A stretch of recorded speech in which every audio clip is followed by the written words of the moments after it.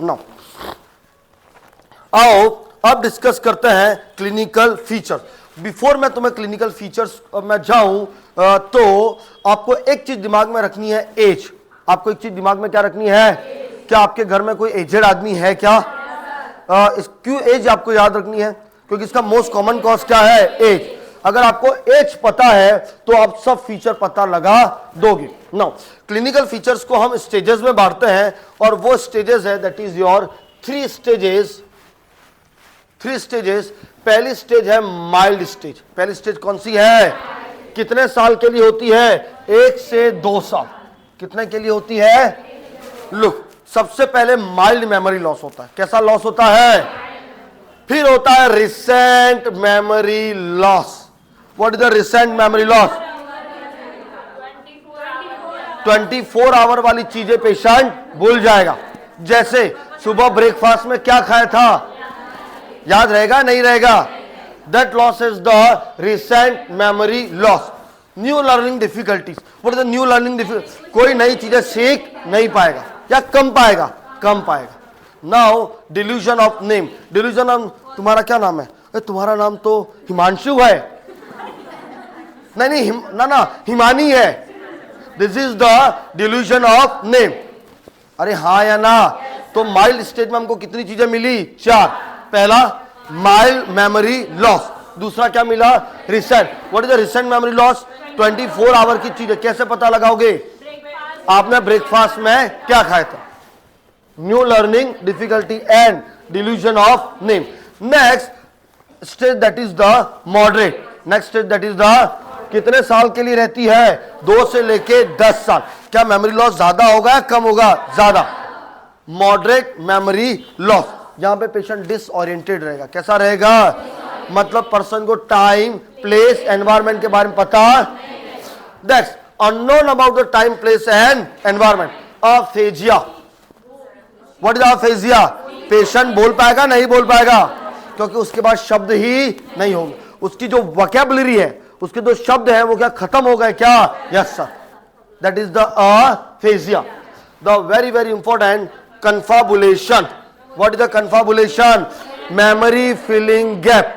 मैं रास्ते पे जा रहा था, भेलपूरी खा रहा था, पेशेंट बोलना चालू करता, बीच में कुछ भूल जाता है और जो भूलने वाली चीजें हैं वो कहीं और चीजें डालना चालू कर दे। जैसे आपने पूछा कि आप कल हॉस्पिटल में क्या किए, है ना? कल आप हॉस्पिटल गए थे, क्या किया? तो मैं हॉस्पिटल गया था, मैंने डॉक्टर को बताया और वहां पे शेर आ गया, है ना? फिर हमने भेलपूरी खाई। Am I right or wrong? फिर डॉक्टर को बता के मेडिसिन लेके मैं वापस, तो जो बीच वाली इंफॉर्मेशन वो क्या है? गायब। तो वो कुछ और इंफॉर्मेशन ला के उसको भर देगा, उसको बोलते हैं मेमोरी फिलिंग गैप। और मिलता है हमको हैलुसिनेशन। क्या मिलता है? What is the hallucination? What is the hallucination? False fix perception. Fix नहीं होता है, मिस इंटरप्रिटेशन विथ या विदाउट एक्सटर्नल स्टिमुलाई। देखो भूत है नहीं है, प्रेजेंट है एब्सेंट है? एब्सेंट है। हाँ या ना? कौन सा हैलुसिनेशन मिलता है? ऑडिटरी स्किज़ोफ्रेनिया में मिलता है विजुअल। डिलीरियम एंड डेमेंशिया में कौन सा मिलता है? विजुअल। क्या स्लीप पैटर्न डिस्टर्ब होगा? क्या स्लीप पैटर्न डिस्टर्ब होने का मतलब क्या है? पेशेंट को नींद कम आएगी या ज्यादा आएगी? कम आएगी। नाउ क्या मॉडरेट स्टेज क्लियर है? क्या मेनली आपको क्या मिलेगा? कन्फाबुलेशन। क्या मिलेगा? Now I am coming to the severe. Severe stage का मतलब क्या है? क्या बहुत खतरनाक है क्या, या लास्ट स्टेज है? कितने साल के लिए? 10 से 12। रिमोट मेमोरी लॉस, सब कुछ भूल गया। तुम्हारा नाम क्या है? नहीं पता। तुम्हारा डेट ऑफ बर्थ क्या है? तुम्हारी मम्मी का नाम क्या है? नहीं पता। अरे है ना? इस मेमोरी लॉस को क्या बोलते हैं? Remote memory loss. Forget the date of birth, forget the name. उसका एड्रेस क्या है? नहीं पता। सब कुछ भूल जाना, that is the remote memory loss.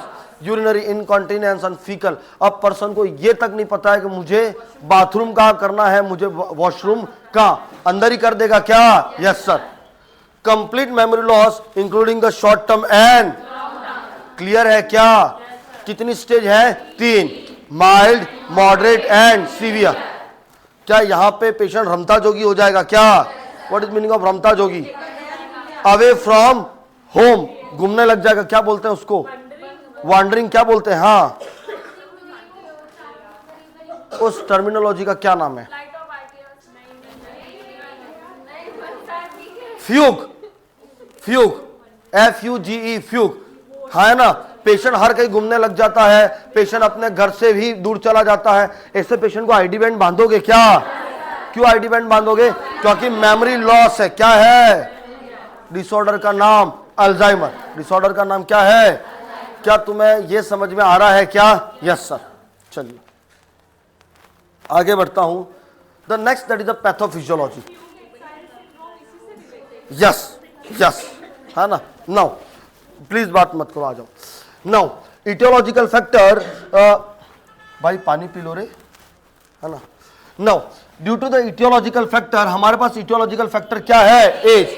Due to the age damage जो न्यूरॉन हो रहे हैं उनमें एक न्यूरोटिक प्लेग बनता है। क्या बनता है भाई? जो डीजनरेट हो रहे हैं न्यूरॉन, उनका क्या बनता है? Neurotic plague. और वो प्लेग कहां पे आके रुक जाते हैं? टर्मिनल्स। कहां पे आके रुक जाते हैं? टर्मिनल्स पे आके रुक गए, मतलब यहां पे आके रुक गए, तो जो ट्रांसमिशन हो रहा है वो transmission, disturbance in the nerve conduction and impulse transmission at hippocampus. Please give me attention. Hippocampus में पढ़ाऊंगा, वो स्टोरेज, वो स्ट्रक्चर है जो आपके शॉर्ट टर्म मेमोरी को किसमें कन्वर्ट करता है? Long term. मतलब आपके मेमोरी को इंफॉर्म करने को या स्टोर करने का काम कौन करता है? हिप्पोकैम्पस। तो वहां पे अगर डिस्टर्बेंस हुआ तो मेमोरी का स्टोरेज नहीं होगा। इसकी वजह से नर्व का जो ट्रांसमिशन है, नर्व का क्या है, वो क्या हो जाएगा? ब्लॉक। और उसकी वजह से ब्रेन के फंक्शन कम हो जाएंगे और उस डिसऑर्डर को क्या बोलते हैं? Alzheimer disorder. हाँ या ना। यहां पे क्वेश्चन पूछा जाता है हिप्पोकैम्पस। क्या पूछा जाता है? समझ में आ रहा है क्या? Yes sir. चलिए हाँ बच्चे, once more. Okay, aetiological factor हमारे सामने कौन है? एज।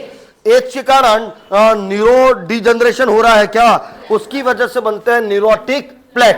क्या बनता है? Neurotic plague. कहां पे आके रुकते हैं? इन दो न्यूरॉन के बीच में। तो यहां की जो इंफॉर्मेशन है वो यहां पे, वो ये हो कहां पे रहा है? हिप्पोकैम्पस। हिप्पोकैम्पस का काम क्या है? शॉर्ट टर्म मेमोरी को लॉन्ग टर्म, है ना। मैंने तुमको देखा, मैंने तुमको बार बार देखा, इतना देखा कि, है ना। तो वो इंफॉर्मेशन बार बार आ रही है तो convert into the long term. Am I right और रॉन्ग? इसको स्टोर करने का काम कौन कर रहा है? जब ये बीच में प्लेग आ गया तो जो नर्व का ट्रांसमिशन होना है, जो इंपल्सेस का ट्रांसमिशन होना है, वो क्या हो जाएगा? ब्लॉक। क्या हो जाएगा? ब्लॉक। इसकी वजह से जब इंफॉर्मेशन पहुंचेगी नहीं तो ब्रेन फंक्शन नहीं कर पाएगा और क्या हो जाएगा? Alzheimer disorder. क्लियर है क्या? Yes sir. Now next we are going to deal with the हो गया। Now please a warning sign. Next we are discussing the